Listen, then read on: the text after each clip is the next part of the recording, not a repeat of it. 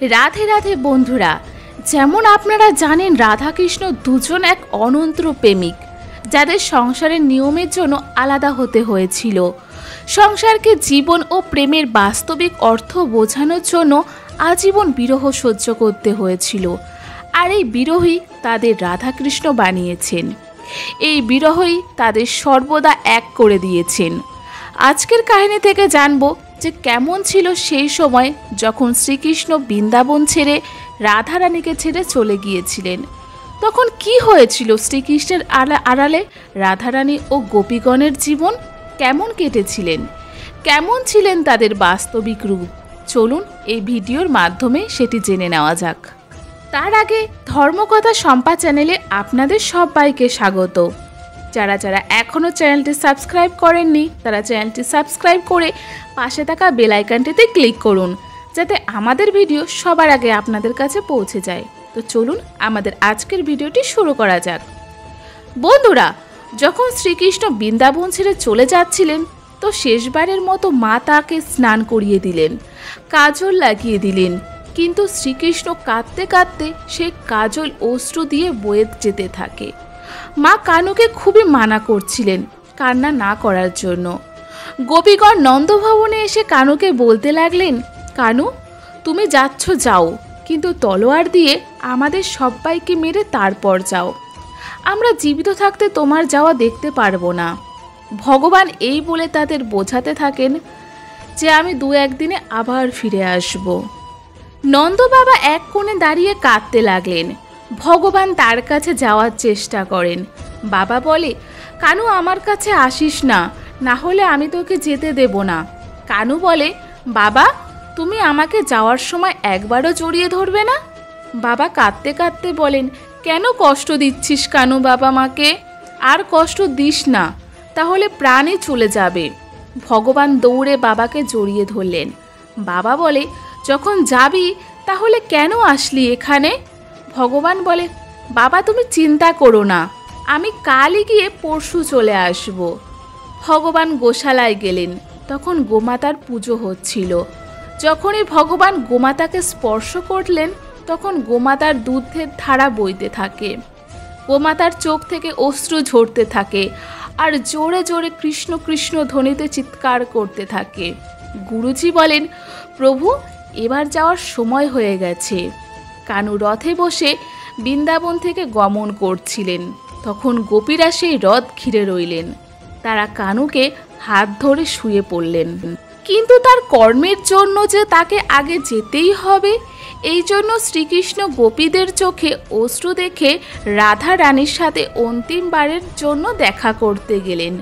বলা যায় যে রাধা ও কৃষ্ণ মাত্র কিছু সময়ের জন্য অন্তিমবার দেখা করতে পেরেছিলেন।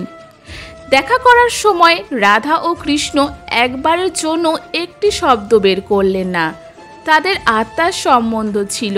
তাদের বাক্য একে অপরের বোঝানোর জন্য শব্দের প্রয়োজন ছিল না।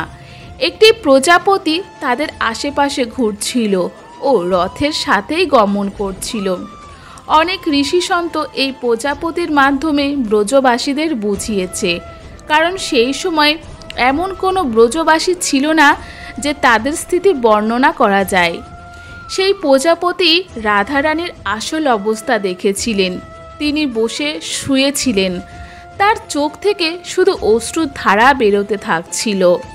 এমন মনে হয়েছিল যে তার শরীরে কোনো প্রাণই নেই। তখন শ্রীকৃষ্ণ তার কাছে এসে দাঁড়িয়েই ছিলেন।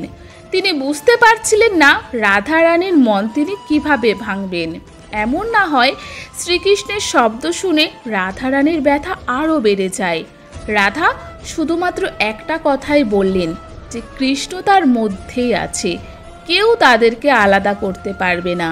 এবং শ্রীকৃষ্ণ যেমন তেমনভাবে গোপীদের বুঝিয়ে সেখান থেকে গমন করলেন। বছর পেরিয়ে যেতে থাকে। কৃষ্ণ কংস, শিশুপাল ও নানান অসুরকে বধ করে এখন তিনি দ্বারকাধীশ। আর এদিকে বৃন্দাবনে রাধারানীর জীবন এক আলাদা দিক নিয়েছিল।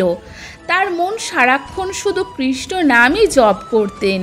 তার জীবনে কোনো ব্যক্তি ও কর্তব্যের জন্য কোনো জায়গায় ছিল না, যার কারণে রাধারানীর শাশুড়ি জটিলা ও ননদী কুটিলা আর তার ও আয়ানের মধ্যে লড়াই করানোর জন্য, তার কাছে রাধারানীকে ভুল বোঝানোর জন্য রাধারানীকে ঘর থেকে বের করে দেওয়ার জন্য চেষ্টা করতে থাকে।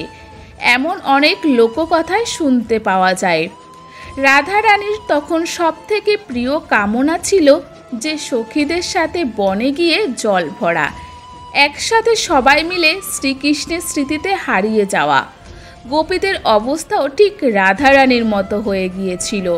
তারা সবাই মিলে শ্রীকৃষ্ণের কাহিনী মনে করতে থাকেন। কখনো কখনো কিভাবে শ্রীকৃষ্ণ তাদের মাখন চুরি করতেন, আবার কখনো শ্রীকৃষ্ণের বিরহে কাঁদতে থাকতেন।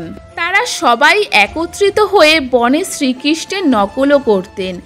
তাদের মধ্যে এক গোপী শ্রীকৃষ্ণ হয়ে তার মতো হেঁটে গোচুরি করে হেসে কেঁদে বাকি গোপীদের বিরক্ত করতেন। শ্রীকৃষ্ণ স্মৃতি সমস্ত গোপীদের একমাত্র সাধনা ছিল।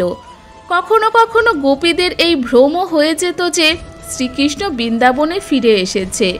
যখন দেখতেন তিনি আসেননি, তখন তারা দুঃখের সাগরে ডুব দিতেন।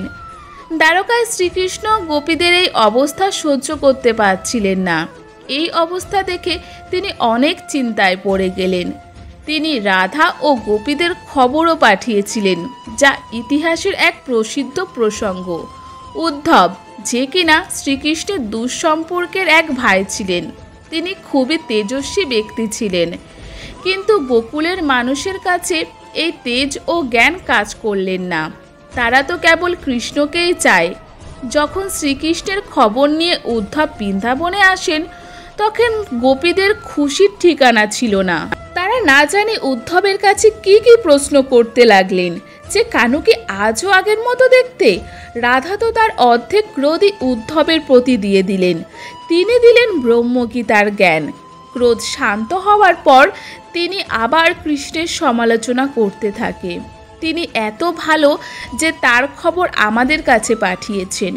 সমস্ত গোপীরা উদ্ধবের কাছে অনেক কথা জিজ্ঞাসা করতে থাকেন, যেমন কৃষ্ণের মহল কেমন, তার রানীরা কেমন, তার রানীরা শ্রীকৃষ্ণকে কেমন প্রেম করে, আমাদের মতো কি তারাও কৃষ্ণকে মাখন খাওয়ায়, তার কি আমাদের কোন খবর নেয় না, তার চরণ কি কখনো বৃন্দাবনে পড়বে? উদ্ধব বলেন যে কৃষ্ণ আপনাদের সবার জন্য খবর পাঠিয়েছেন। আমার প্রিয় গোপীরা, আমাদের মধ্যে বিরহ কখনোই হতে পারে না, কারণ আমরা তো এক। আমি সব জায়গায় বিদ্যমান আছি। অনেক জায়গায় আমার রাধারানীর কথা জীবন জুড়েই উল্লেখ পাওয়া যায়। অনেক কথায় এমনও উল্লেখ আছে শ্রীকৃষ্ণ চলে যাওয়ার পর রাধারানী আয়ানের সাথে অন্য স্থানে গিয়ে জীবন শুরু করে। আয়ান রাধাকৃষ্ণের প্রেমকে সম্মান দিয়েছে, তাদের প্রেমে কখনোই বাধা দেয়নি। বন্ধুরা, আমাদের আজকের ভিডিওটি আপনাদের কেমন লাগলো? ভিডিওটি ভালো লাগলে ভিডিওটিতে একটি লাইক, কমেন্ট ও শেয়ার করতে ভুলবেন না। সবাই ভালো থাকবেন, সুস্থ থাকবেন। রাধে রাধে।